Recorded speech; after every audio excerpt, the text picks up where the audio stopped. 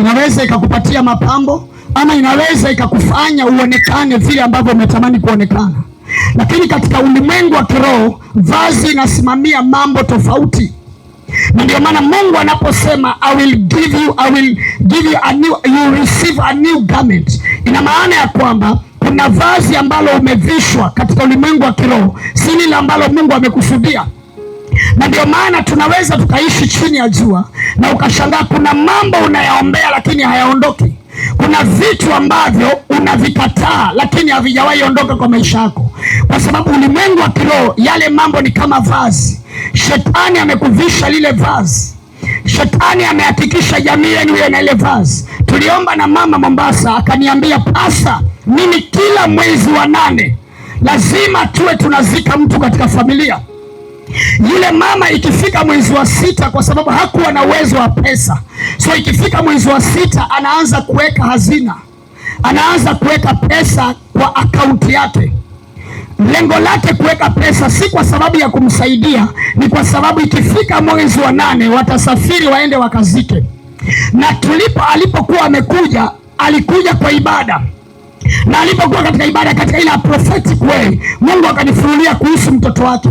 Maana mtoto wake alipozaliwa, siku ile amezaliwa, nikamwambia huyu mtoto alifanyiwa maagano na maji ya bahari. Akaniambia, pasa, ni kweli, kwa sababu huyu mtoto ana miaka 3, lakini huwa nikimwambia aende shule kwa playgroup ananiambia naenda baharini, na akitoka nyumbani anaepa shule anaenda kukaa baharini. Alipozaliwa alioshwa na maji ya bahari yakichanganywa na mavi ya mbuzi, yakakorogwa, akaoshwa, akafanyiwa maagano na babu yake wa babu yake, akamfanyia maagano, akamuunganisha na spiriti ya bahari. So katika familia ile, kila mwaka mwezi wa 8 lazima wazike mtu, maana walivishwa vazi la mauti. So alipokuja kwa ibada, nikamwambia kuanzia majira tuliopo, hayo roho ya mauti inaondoka na Mungu anaenda kukutendea. Hata leo kuanzia 2018 hawajawahi zika mtu katika hiyo familia. Kwa nini? Kwa sababu ni vazi lilivishwa katika familia. So mavazi ya kiroho yanaweza kuwa katika familia, na ndio maana kuna watu maisha yao, jamii zao, sio kwamba hawajasoma, wamesoma, lakini walivishwa mavazi ya kutoendelea.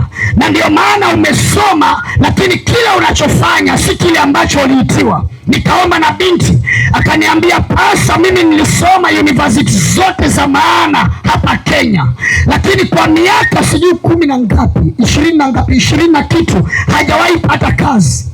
Lakini tunapoongea, vazi lile lilipovuliwa, leo amepata kazi, anafanya kaunti.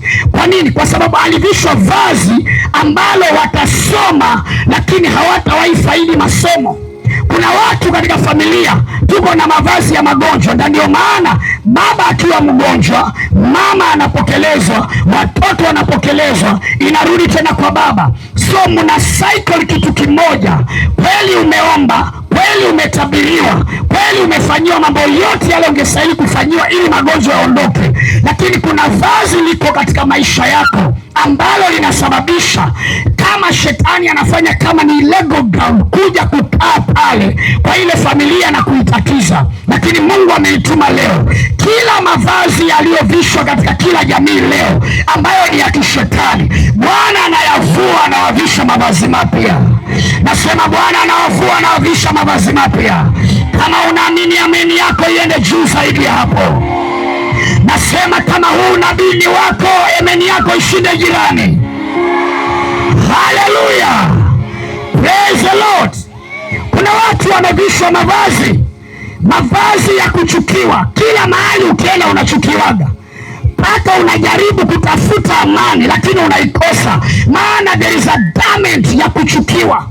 Umevishwa katika ulimwengu wa kiroho, na ndio maana unaweza ukafanya mazuri lakini tajiri anakuchukia. Unaweza ukafanya mazuri lakini majirani wanakuchukia. Unafanya mazuri lakini marafiki wanakuzuia. Leo nimekuja nikuondolee hilo vazi, nikuvishe vazi la kupendwa. Sema amina ya juu, sema haleluya, praise the Lord. Kuna watu wamevishwa mavazi, kila mchumba anayekuja lazima uchumba utavunjika. Niliomba na binti ana wachumba 6 na yote yamevunjika, na hata huyo wa 7 alikuwa anakuja itavunjika. Akaniambia pasa wa kwanza alinichumbia, na tulipofika mahali akanikataa, wa pili akanikataa, wa 3. Sasa niko na wa 7 na ameanza kubadilisha mwenendo, kumaanisha kuna vazi la kutolewa. Na ndio maana kweli unapata, lakini kwa kukuhifadhi hapatikani. Wanakuona, wanakutumia, lakini haupatikani. Leo nimekuja nikwambie, mwaka wa 2026 Bwana atavua hilo vazi, atakuvisha vazi utaolewa, atakuvisha vazi utaoa. Sema haleluya. Mama mmoja akaniambia, pasa, mimi sihitaji kuolewa tena. Nikamwambia kwa nini? Akaniambia, mimi nilichumbiwa na tukanunua vitu vyote, ikabakia wiki moja tufunge harusi. Kijana wangu aliyenichumbia akapata ajali akafa. Wa pili nikakaa, baada ya miaka 2 nikachumbiwa kijana, tukakaenda na yeye. Alipofika wiki moja ndo tufunge harusi akafa. Nikasema sihitaji kuolewa tena, kwa sababu kila anayenichumbia anakufa. Hilo vazi tukalivua. Sasa hii mama ana watoto 3 na ana mume katika nyumba yake. Nimekuja nikwambie, hilo vazi Bwana atalivua. Vazi la watoto kutosoma atalivua. Vazi la watu kutoendelea katika jamii atalivua. Atakuvisha vazi ambalo lina utukufu. Sema amina. Haleluya. Kitabu cha Zakaria mlango wa 3 mstari wa 1. Tusafiri katika kitabu cha Zakaria mlango wa 3 mstari wa 1. Biblia inasema hivi, inasema, kisha akanionyesha Yoshua kuhani mkuu amesimama mbele ya malaika wa Bwana, na shetani amesimama mkono wake wa kulia ili kushindana naye. Tuendelee. Bwana akamwambia shetani, Bwana na akukemee wewe shetani, na Bwana aliyekuchagua Yerusalemu na akukemee. Je, hiki si kinga kilichotolewa motoni? Tuendelee. Basi Yoshua alikuwa amevaa nguo chafu sana, naye alikuwa amesimama mbele za malaika.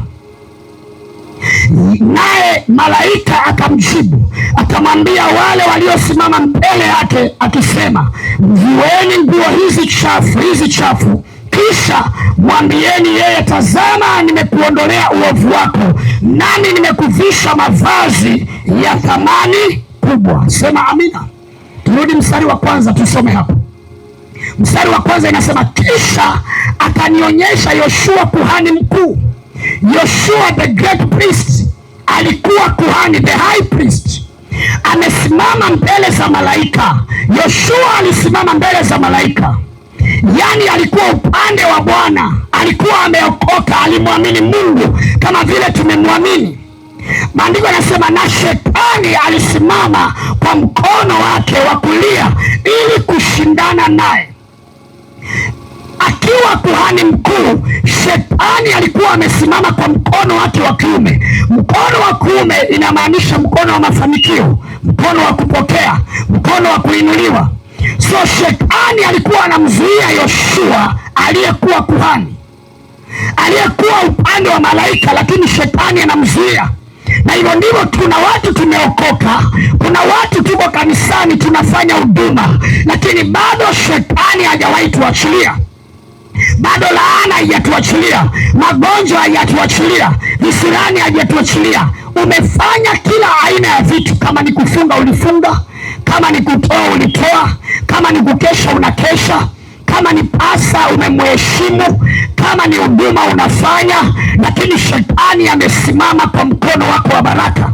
Kwa biashara yako anaipiga, kwa ndoa yako anaisambaratisha, kwa watoto wako anawagandamiza. Ni kweli una bidii, lakini hakuna siku unaona mavuno. Sikia mlango wa 2 vile na mstari wa 2, maandiko yanasema hivi, Bwana akamwambia shetani, Bwana akukemee ewe shetani, naam, Bwana achague Yerusalemu na kukemee. Je, hiki ni kinga kilichotolewa kwa moto? So malaika wa Bwana akasimama mbele za Yoshua na akamwambia shetani akemewe, kwa sababu anamzuia.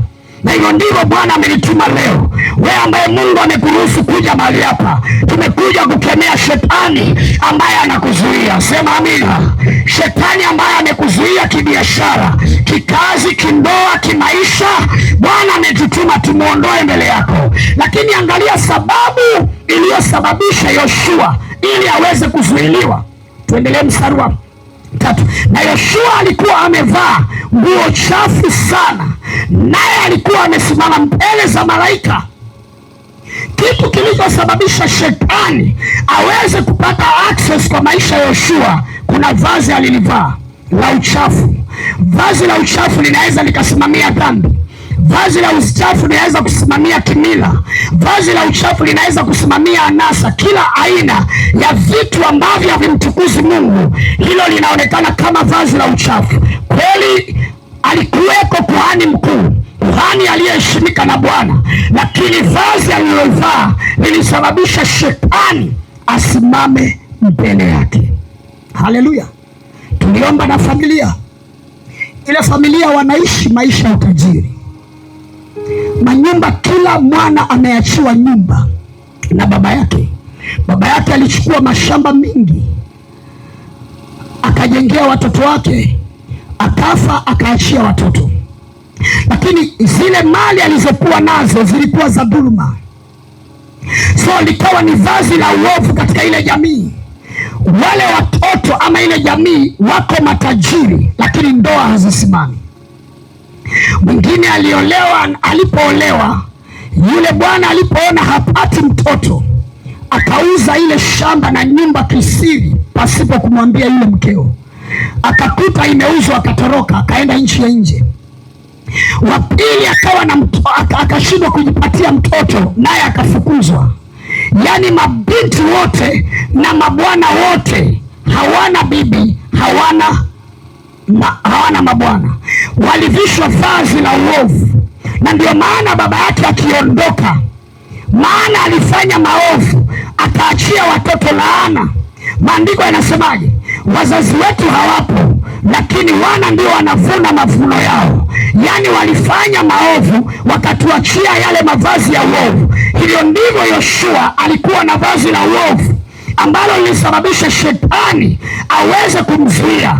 Na ndio maana Mungu amenituma nikwambie, kuna mahali hauwezi kwenda, hauwezi kuingia pasipo kubadilishiwa mavazi ya rohoni. Na ndio maana Mungu kwa sababu ya upendo anataka tubadilishiwe mavazi mwaka huu, maisha yetu yaende katika viwango vingine.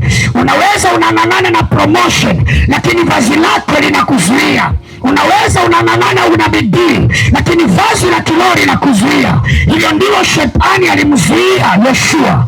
Kweli alitamani kwenda, lakini shetani alimwambia hauendi. Sababu ya nini? Vazi alilolivaa lilikuwa ni chafu. Jambo Mungu alilolifanya, alimvua vazi lake, akamwondolea uovu, akamvisha vazi mpya. Na hivyo ndivyo jioni kuna watu wanaenda kuondolewa hayo na wanaenda kuvishwa mavazi mapya. Kuna familia zitaondolewa hayo na zitavishwa mavazi mapya. Kama unaamini, inua mikono yako, sema haleluya.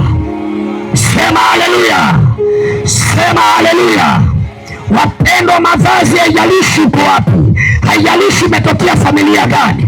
Nilikuwa mhubiri, lakini kuna vazi la kukoniwa lilikoko ndani ya maisha yangu. Kila nyumba nikienda, wakati wa kutoka anakula deposit yangu, anakataa nayo. Ninamwachia, nasema nakuachia roho ya umaskini wako, maana umekataa na pesa yangu. Yule anaendelea kutanijirika, lakini amekula deposit. Nikaenda nyumba ya pili, deposit ikaenda, ya tatu deposit ikaenda.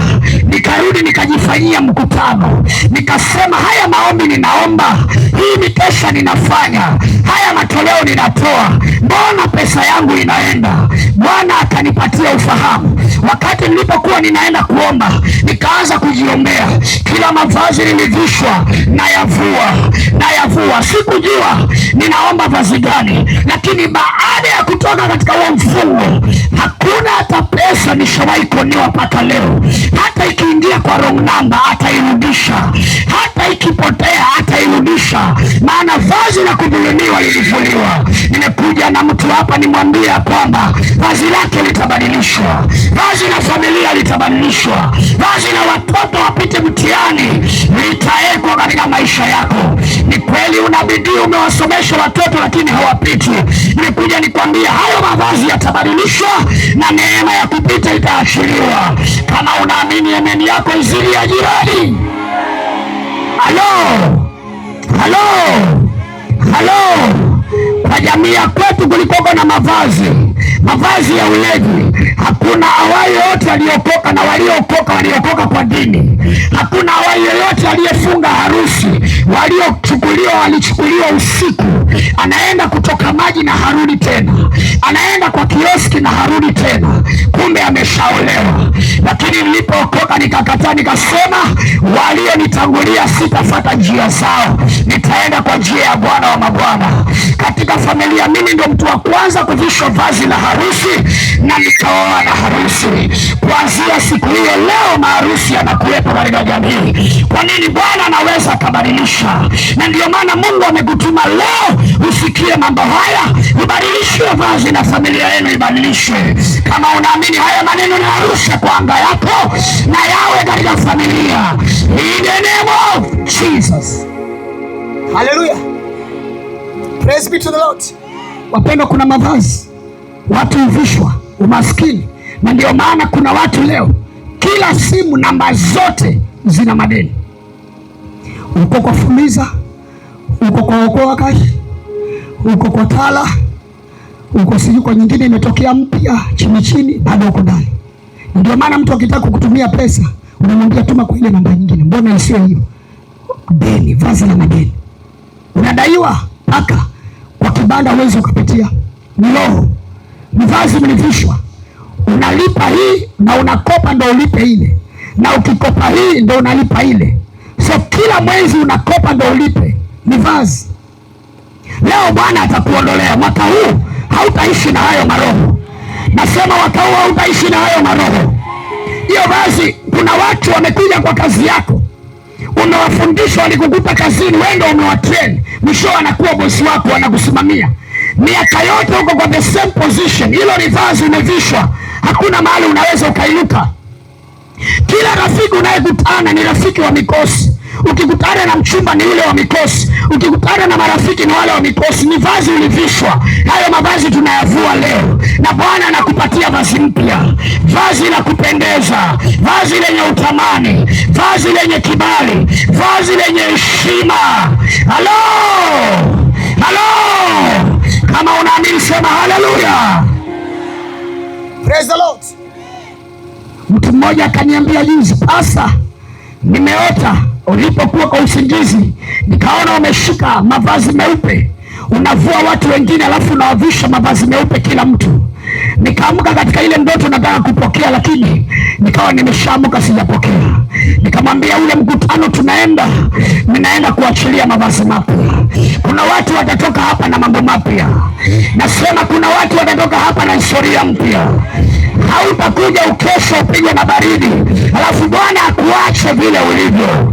Yule mama akaniambia, nilipokuja Jumapili nikasikia umeongea kuhusu mavazi, nikaanza kujiuliza, hii ndoto nimeota usiku, pasa tupatiana watu mavazi meupe, na leo anahubiri, kumaanisha ni Mungu alikuwa anaongea. Na nilipopanda kwa madhabahu nikasema, leo nina ujumbe wa kinabii. Bwana amenituma aniambia kwamba kuna mavazi yataachiliwa. Yule mama akashtuka, akashangaa, ndoto nimeiota usiku na leo asubuhi pasa naongea kwa mavazi. Na kuhakikishia leo hautatoka katika mkutano huu, maisha yako hayajabadilishwa, utakuwa na turnaround. Sema amina, sema haleluya. Maandiko yanasema Yoshua alipobadilishwa mavazi, hakubakia Yoshua kawaida. Shetani hakumzuia tena, aliendelea kuwa kuhani aliyekuwa mkuu. Na ndio maana nasikia nitangaze kwa anga ya watu, kuna watu hamtazuiliwa tena, biashara hazitazuiliwa tena, familia hazitazuiliwa tena, kazi hazitazuiliwa tena, jamii hazitazuiliwa tena. Haya maneno kama ni yako na yaachilia kwa anga yako. Halo, halo. Kuna Kuna mtu mmoja katika kitabu cha Marko mlango wa 4 mstari wa 46 hadi 52. Marko mlango wa 10:46 hadi 52. Maandiko yanasema alikuwa anaitwa Batimayo, mwana wa Timayo mwombaji aliyekuwa kipofu. Haya majina yote yalikuwa ni ya mavazi, yaani Batimayo mwana wa Timayo, alafu akaambiwa mwombaji aliyekuwa kipofu. Maandiko yanasema alibebwa na familia akawekwa katika malango ya Yeriko. Anawekwa katika malango, lengo lake si kuangalia watu bali ni kukopa. Anaitisha msaada. Alikaa pale anaitisha msaada. Kila jioni watu wakitoka katika soko la Yeriko anawekewa msaada. Aliishi yale maisha. Siku moja kama jioni ya sasa ninavyoongea, maandiko yananiambia watu wakapita wanaimba nyimbo za hosana. Akasikia hosana, hosana mbarikiwa. Akashangaa leo hakuna mtu anambwagia, lakini watu wanamsifu. Akang'ang'ana, akashika mmoja, akauliza kuna nini? Akaambiwa tumetoka mkutano, kuna watu wameponywa, kuna watu walio na magonjwa kama wewe wameponywa, viwete wametembea, vipofu wameona, viziwi wamesikia. Yale maneno yaliingia kwa uzito ndani ya moyo wa Batimaya. Wakati alipoachilia wakienda, Batimaya akaanza kulitia jina la Bwana, akasema Yesu mwana wa Daudi unirehemu, Yesu mwana wa Daudi unirehemu. Watu wakamwambia kijana, nyamaza, unatuharibia chuni. Watu wanaimba hosana, hosana, wewe unasema urehemiwe, unaharibu chuni. Lakini yule brother hakunyamaza, aliendelea kuita Yesu mwana wa Daudi unirehemu. Maandiko yananiambia Yesu akasimama, akageuka, akasema aitwa huyo mwanamume anayeniita. Sikia, maandiko yanasema Batimayo alipofuatwa akaambiwa yule unayemwita anakuita. Akasimama, akalivua vazi, akaenda bila vazi, na alipoenda hatukuambiwa amerudi, kumaanisha lile vazi alilolivaa lilikuwa linamfanya kuwa mtumwa wa kuombaomba. Nimekuja kuambia mtu mmoja hapa, yale mavazi ambayo mumevishwa na wachawi na waganga, umevishwa katika maisha yako, leo utayaacha hapa, leo utayaacha hapa, na utaenda na hautarudi kwa hayo madeni, utaenda hautarudi kwa hayo magonjwa, utaenda hautarudi kwa hiyo shida. Kama unaamini sema ya. Halo, halo, halo. Nasikia niongee na familia ya mtu, nimwambie kwamba mavazi yataondolewa. Nimwambie mtu mahali hapa ya kwamba Bwana yuko tayari kukuondolea. Kama Batimaya alipoondolewa hakurudi kuomba tena, aliendelea na safari, macho yakafunguka. Hivyo ndivyo Bwana amenituma jioni ya leo niongee na mama, mzee, kijana na mtoto na yoyote anayenifuatilia mahali popote, ya kwamba mwaka huu Bwana atakupatia vazi jipya. Vazi ambalo limekutesa miaka yote linavuliwa leo. Vazi ambalo limekutatiza miaka yote linavuliwa leo. Vazi ambalo limetesha jamii yote linavuliwa leo. Nakumbuka brother mmoja akaniambia, pasa, mimi nimesoma Kenyatta University, nimesoma Daystar University, nimesoma Nairobi University, kila diploma, ma certificate na ma degree, masters niko nazo, sijawahi pata kazi. Nikamwambia brother, kunaye Mungu mbinguni anaweza kubadilisha mavazi yako. Yule brother baada ya dakika za kuhesabu maombi alipofanyika, ilikuwa ni on Thursday, ilipofika Monday akalipiwa ndege akaenda Nairobi kufanywa interview. Akalala katika hoteli ilikuwa inaitwa Hilton Hotel. Yule brother akalala kwa ile hoteli, akaniambia, pasa, mimi sikulala, maana sijawahi ingia hoteli kama hii. Ukiingia kwa pilo ni kama umeingia kwa mawingu, ukiingia kwa bedi ni kama uko juu ya poda. Wapendwa, nilifungua macho, shawa ni maji ya moto. Yani yule ndugu alikaa usiku mzima anaangalia ile hoteli, mapambo yaliyopo, maana hajawahi ishi maisha hayo. Akaenda kufanyiwa interview, akarudishwa Mombasa, akaja kanisani akaniambia, pasa hapa Kilifi hapa akaniambia, pasa, wiki ijayo ambaye tunaanza mwezi naenda kuwa manager wa banki na nitakuwa ninazunguka kwa kiti na ofisi yangu. Yani ndugu wako na masters 3 lakini alivalishwa vazi la kukosa kazi. Baada ya maombi, anga ya maisha ya yule brother alifunguliwa. Hivyo ndivyo Mungu ameituma mahali hapa niongee na huyo mama, yule mzee, yule kijana ambaye ulivishwa mavazi na ukakata tamaa. Nikwambie leo Yesu atakubadilishia mavazi. Yesu atakubadilishia mavazi. Kama unaamini, imani yako ishinde jirani. Nasema ishinde jirani. Nasema ishinde jirani. Nasema ishinde jirani. Halo, halo, halo. Yuko mwanamume mmoja katika Biblia anaitwa Elisha. Elisha alifuatana na mwanamume anaitwa Elijah. Elijah alikuwa ni nabii ambaye Bwana alimtumia kwa ulimwengu. Huyu nabii alikuwa na garment ambaye alikuwa amevishwa kama nabii, na Elisha alikuwa na garment yake.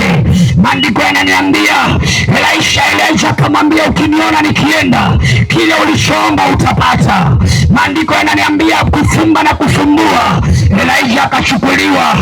Elisha akamwona akienda, na wakati alipokuwa anaenda anaomba, anasema, baba yangu, gari za moto zinamchukua.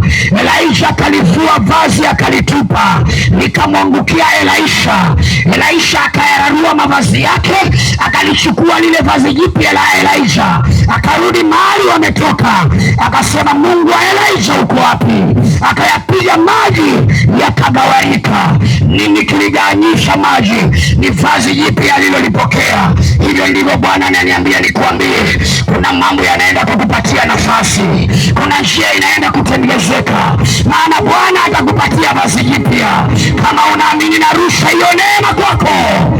Halo, halo. Elisha aliyejulikana mkulima, Elisha akajulikana nabii wa mataifa kwa sababu alibadilishiwa vazi. Wapendwa, kuna muhimu wa kubadilishiwa mavazi, na ndio maana Bwana ananituma jioni ya leo. Nasikia niongee na mama na mzee na kijana. Hata kama usikii haya maneno, lakini nakulazimisha usikie. Nikwambie, Bwana yuko tayari kubadilisha maisha yako. Aliyebadilisha mavazi yangu, nasikia anataka abadilishe mavazi yako, na utatoka mwaka huu utatembea na mavazi mapya, mavazi ya heshima, mavazi ya utukufu. Kila mahali utaenda utapokelewa, kila mahali utaenda utakubaliwa. Ni kweli wanaweza kuwa walikukataa. Kuna mahali nilipokuwa naishi kitambo, sijaokoka, kila makosa yakitendeka shuleni nabandikiziwa mimi. Nilipofika high school nikafukuzwa, nikaambiwa nilikuwa mmoja wapo wa kuchoma shule. Sikuwa kwa darasa na sikuwa shule, lakini nikaambiwa mimi ni mmoja wao. Nikaandikiwa suspension na nilitoka form 3. Nikaenda, wakati huo sikumjua Mungu, nilikuwa najua Mungu wa dunia hii. Nikaenda kwa mzee mmoja, aishi yule mzee angeishi, ningelimfuata leo nikamwambia arudishe bata yangu. Nikampelekea bata mweupe, akaniambia, kijana, unataka kurudi shuleni? Nikamwambia ndio, niletee bata mweupe. Nikaenda nikanunua bata nikampelekea. Mzee akanipatia toothpick, akaniambia, nenda kwa huyo headmaster, ukiongea atakurudisha. Na ni kweli, nikaenda kwa deputy, nikaingia kwa ofisi, akaniambia, kijana, umekuja kufanya nini na nikufukuza? Nikamwambia nimerudi shuleni. Akaniambia, nenda nje uningojee, ninakupatia punishment, utarudi darasani. Akaniambia nifeke uwanja, nikafeka na nikarudi. Ni vazi la mganga, lakini halikunipatia mambo mazuri, lakini nikapata vazi moja na huyo Yesu wa Nazareti. Yesu wa Nazareti. Halo, halo, halo. Ile vazi likabadilisha maisha yangu, na ndio maana kila nikienda watu wananipokea. Kule walikuwa wananizingisia, sasa hivi wananibariki. Na ndio maana Bwana amenituma niongee na mtu, nikwambia kwamba usiku wa leo na mwaka wa leo utabadilishiwa mavazi. Utapewa mavazi mapya. Mwaka utapewa mavazi mapya. Ukiwa Kilifi utapewa mavazi mapya. Ukiwa Mombasa utapewa mavazi mapya. Ukiwa Kisumu, ukiwa wapi, kokote kule, mavazi mapya yanakuja. Kama unaamini, imani yako iende juu zaidi ya jirani. Halo, sikia historia nyingine. Wakati sijaokoka nikaenda, maana nilikoko yale maisha tulikuwa tunaishi mtaani, tukaenda, nilikuwa mwimbaji wa mataifa, so tulikuwa tunapenda, tunaamini ya kwamba ukishapata mzungu maisha yako yatabadilika. So nikaenda kwa mzee mmoja Barisheba. Yule mzee akaniambia, nikamwambia mimi nataka nipate mzungu niende Ulaya. Yule mzee akaniambia, enda Marikiti, nunua kikoi cha brown, na ukishanunua kikoi njoo. Nikaenda na kikoi, na nilipofika kwa yule mzee pale Barisheba, akaniingiza kwa bathroom ya makuti. Ukiinua kichwa unaona barabarani, maana ilikuwa ni makuti imezingira. Akaniletea karai yenye maji kama sewage, akaniambia oga na hayo maji na kupatia kibali cha kupata mzungu. Alafu baada ya hapo akanipatia majani ya mpapai, akaniambia enda beach, ukiasha kama sigara, ukivuta mzungu, ukiongea na yeye atakukubali. Nikafanya kama vile alivyosema, kumbe amenipatia vazi la nuksi. Nikaenda beach nikakaa, hata Mwafrika alinikataa, hawakunikubali hata Mwafrika, lakini ainuliwe Bwana, maana nimempata Yesu wa Nazareti, mzungu tosha kubadilisha maisha ya wanadamu. Huyo ndo nimemleta jioni ya leo, anaweza akabadilisha mavazi yako.